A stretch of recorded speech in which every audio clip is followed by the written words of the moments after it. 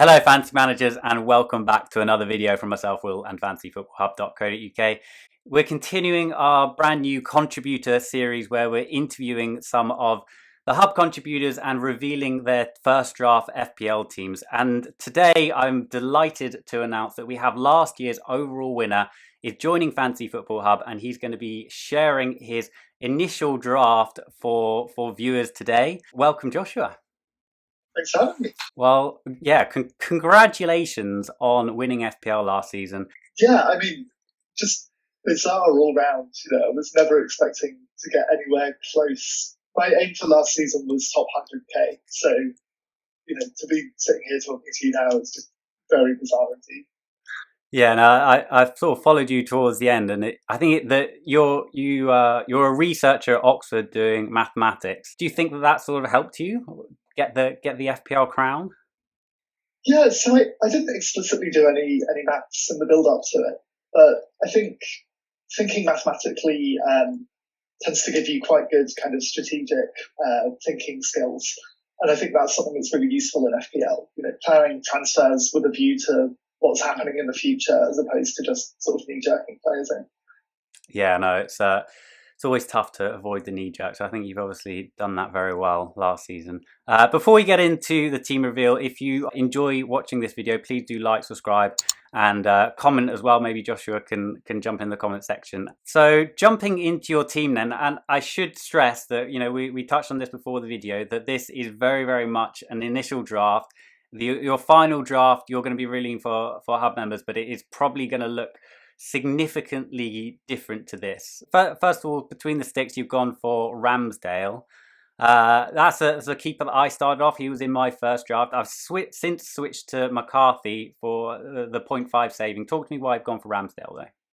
Yeah, so those two names that you just mentioned are the exact two that I'm a bit torn between.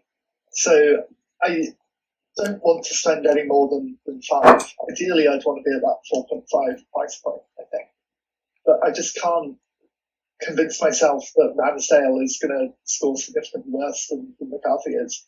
I think Southampton are going to have a good season, going to go out on the line there. But I think Ramsdale at Sheffield could be absolutely brilliant. But I mean, as you say, it's that $500,000 saving could be very useful elsewhere. So I'm still a bit on the fence about that.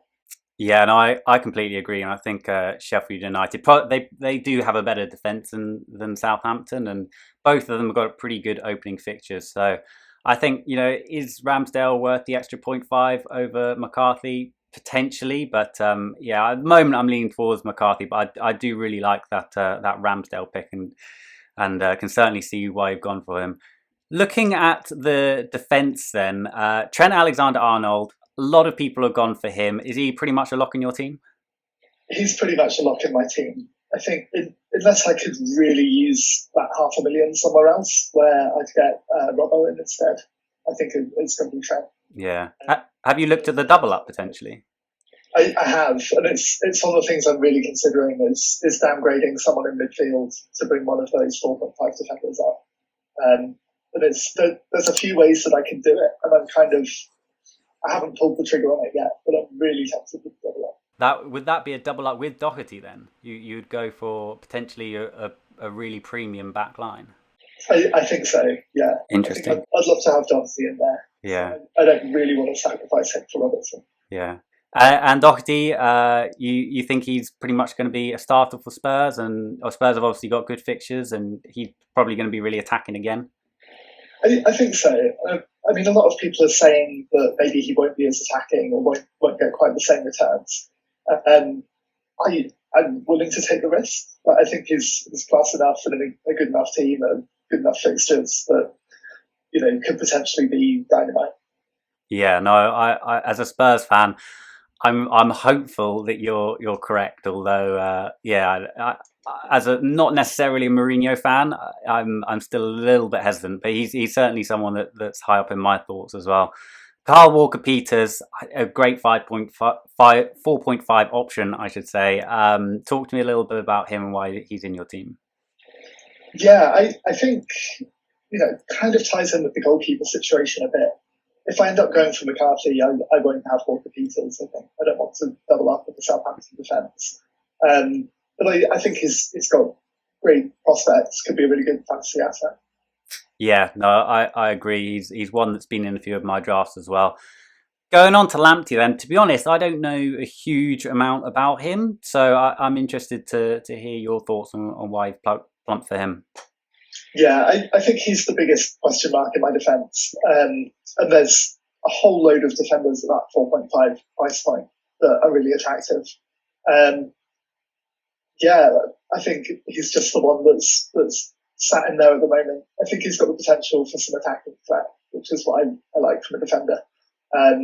But I think in terms of the players in this team that are least certain, I think he's right up there. Yeah, no, fair enough. Who are some of the other 4.5s that you're got your eye on? Yeah, so I quite like a look of Dallas and Ayling from Leeds. I think that Leeds defence could be a weakness in the Premier League, but equally I love the idea of having these sort of attacking defenders for 4.5. And I think Vinagre at Wolves has been a lot of chat about as well. Yeah, I have to say, like Vinagre, he's pretty much been in most of my drafts, and I've seen him as a very, very popular pick. We mentioned this is very, very much an initial draft, and it's very much not settled. But what's your current reasoning behind going, Lamptey and Kyle Walker-Peters over Vinagre at the moment? I think they're just more likely to be in the team for the long term. So Vinagre, as far as I'm aware, is sort of filling in from injury, and yes, that might not be a problem for quite a long time, but it's something that could be a problem eventually. And I don't know that he's necessarily going to score more points than someone like Walker Peters. Yeah, no, that's very true and very interesting.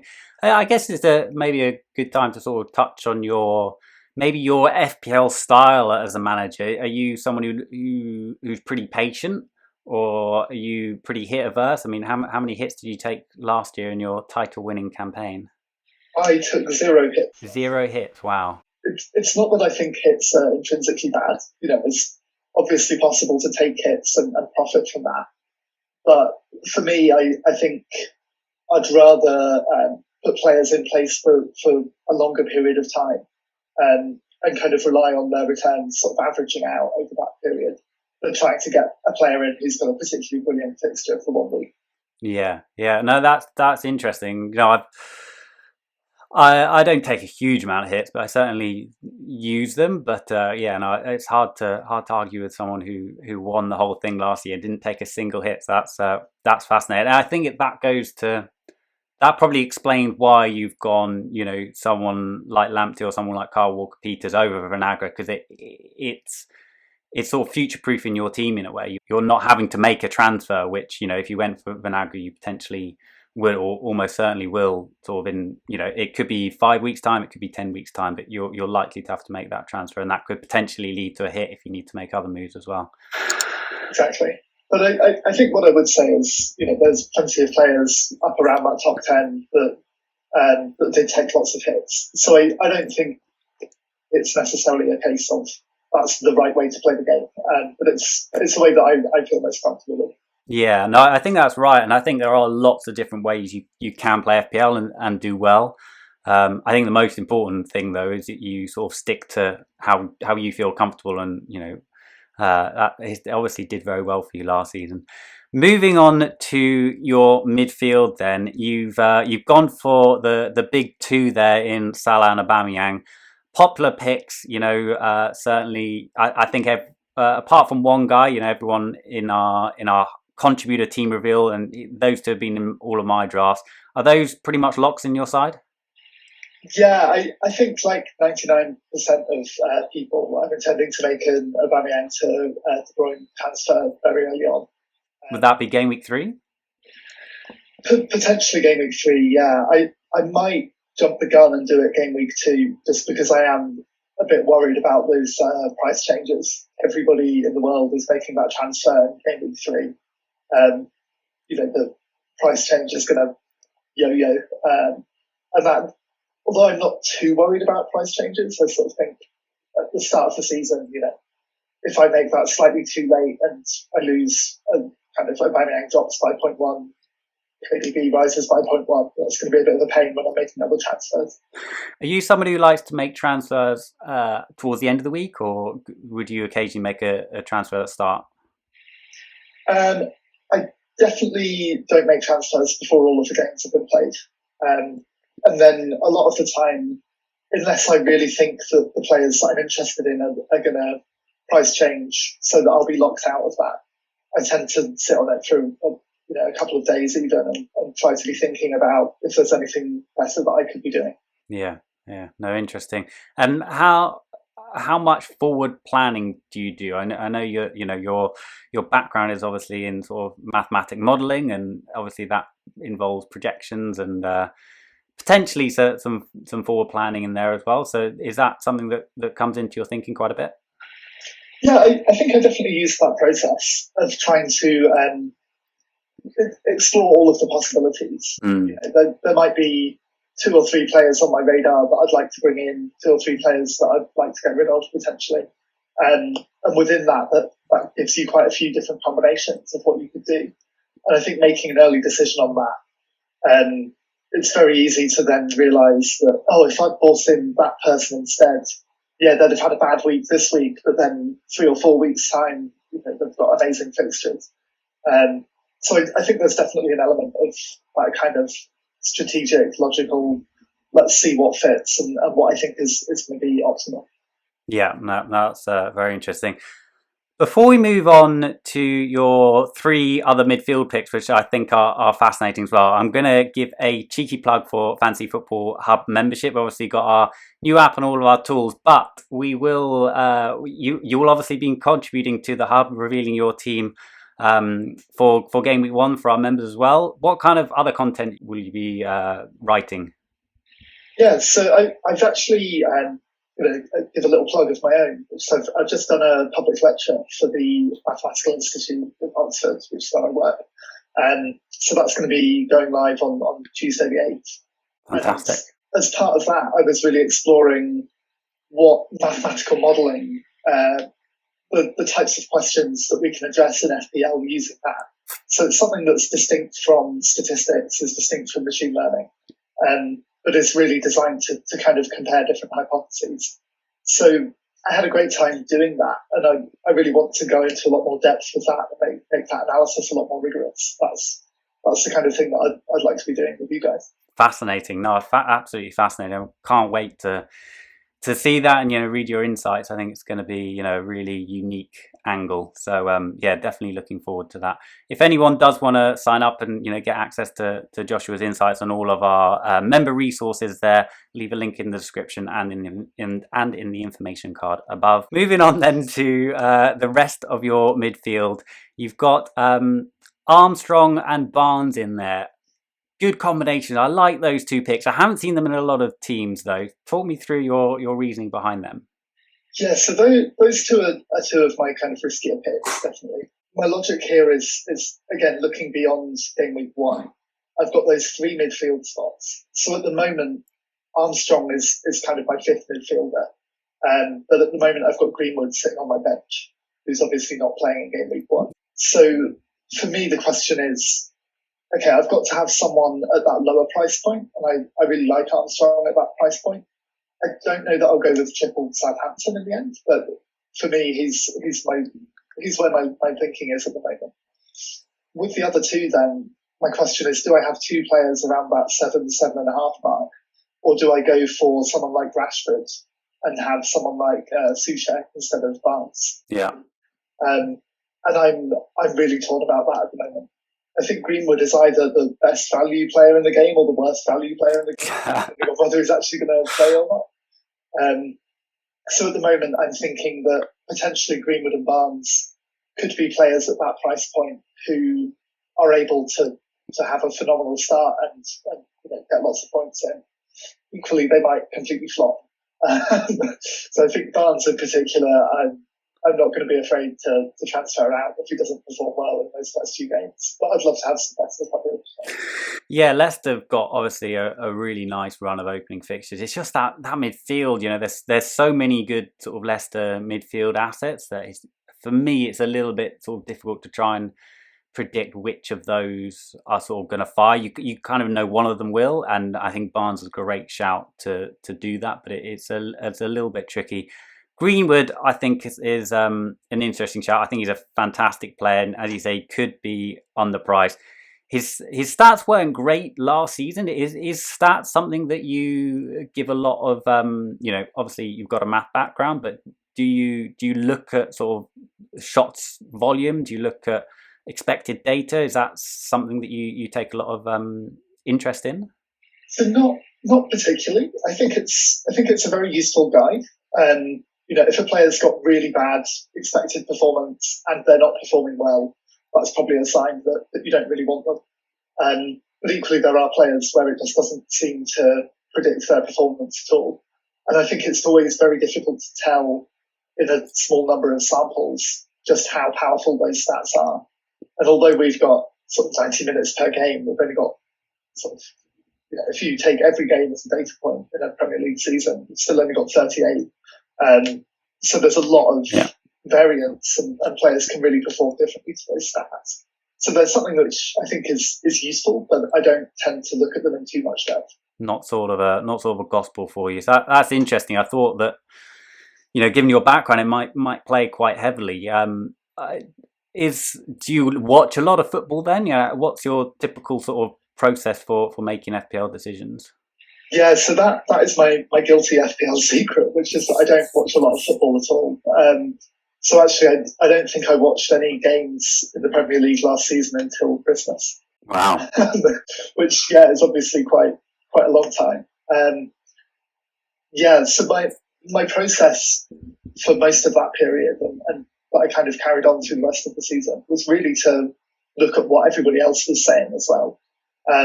So there's a wonderful concept in statistics called the wisdom of crowds, where if you get enough people to guess at a random variable and they've all got a pretty good instinct on what that might be, then the average of those guesses starts to tend towards something which is useful. And that's not strictly true of fantasy football picks, but I think it is useful to see, everybody's talking about this player. So last season for me, that was Lundstrom. Say he was not on my radar at all, but everyone was talking about him. That then kind of tells me, well, maybe I should look at that player in a bit more depth. So I wouldn't say that I was crowdsourcing my team at all, but I think it's almost more useful to know whether a player passes the eye test for 1,000 other players than it is to know whether they pass the eye test. Yeah, that's absolutely fascinating sort of way of looking at it, actually, because I think a lot of players sort of want to almost get away from the noise around. I don't know where you sort of get your input, but on Twitter, for example, there's sort of a big FPL community, and a lot of players sort of almost blame the fact that the whole community is sort of talking about X player, and then X player doesn't go and perform. They say that they got distracted by the Twitter noise. But I think it's interesting that you actually look at that as a way of making decisions and actively pay attention to the fact that lots of people within the FPL community or wherever you sort of look for your insights. Do you use Twitter mainly, or is it other sources? I'm starting to use Twitter much more now. So I wasn't really on FPL Twitter at all until partway through the season last year. And I've now basically given up on using Twitter for academic purposes. It's turned into FPL world. I also look at the Reddit community quite a lot. I think the lesson that I learned is that there can be some very bad collective decision making, and so you need to make that assessment, but then also kind of say, well, everybody's saying this. Do I actually think that's a good idea? Yeah. So I learned that lesson towards the end of 2 seasons ago, which was my first sort of season of really trying to play it, when everybody seemed to captain a Brighton defender in that double game week. It's just like, in hindsight, this was clearly an awful idea. Yeah. I shouldn't pay too much attention towards things like that. No, very true, very true. Okay, then moving finally on to your strike force. You've gone for Teemo Werner in there. I've seen him in. I think he's been pretty much every draft I've done. He's been in pretty much every draft that we've had on this series from our contributors. Has he been in every one of your drafts? He's not been in every one of my drafts. No, so I think he's a great prospect, and potentially underpriced depending on how he adapts to the Prem. I think the other person around that price point that I'm really interested in is Jamie Vardy. And we sort of mentioned that Leicester have got that great run of fixtures. Not entirely sure from their midfield who's going to be playing, but you know that Vardy's going to be there and he's going to score some goals. So really, I'd like to take a punt on probably either Werner or Ziyech from Chelsea. And I think Werner's the better option. Yeah. So that's the way that I'm leaning. But I would love to have Vardy in my team. I think he's a quality FPL asset. And I think he will perform this season as well.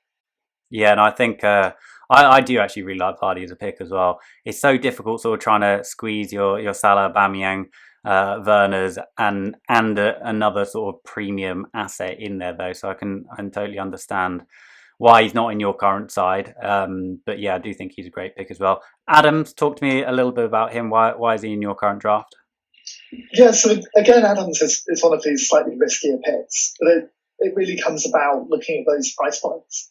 So for me, the most important decisions of the season aren't, do I have Salah or Mane? Do I have Sterling or KDB or Aubameyang? It's more about those lower price point players and finding those players that have a chance of performing. Yeah. I've just got a feeling about Southampton this year. And I think they've got a nice start to the season. They seem to finish last season sort of brilliantly. And so I'm kind of taking a bit of a punt, but I think Adams at that sort of 6.0 price point could be a really, potentially a really good choice. Equally, he might go on and do absolutely nothing. So my kind of strategy is have these players like Salah that I'm not planning on moving. They can be fairly fixed. But then all of these slightly riskier picks, I'm going to be keeping a very close eye on, and I'm not going to be afraid to swap them out if I think that they're the wrong horse to back. Yeah, no, fascinating. It has in terms of Southampton, is Ings someone that you've looked at? Yeah, I would love to have Ings in my team. And I think what worked so well for me last year was having players like Ings sort of from very early on, before he was really, scoring all of his points. I think the problem with Ings for me is that he's at a really awkward price point this year. Yeah. So I think it's viable to kind of say, well, I'll have Ings and I'll have Jimenez and kind of have a strike force around that middle point. But I think I'd rather be fishing for who the Ings of this season is going to be, than trying to get last year's team in, but at this year's prices.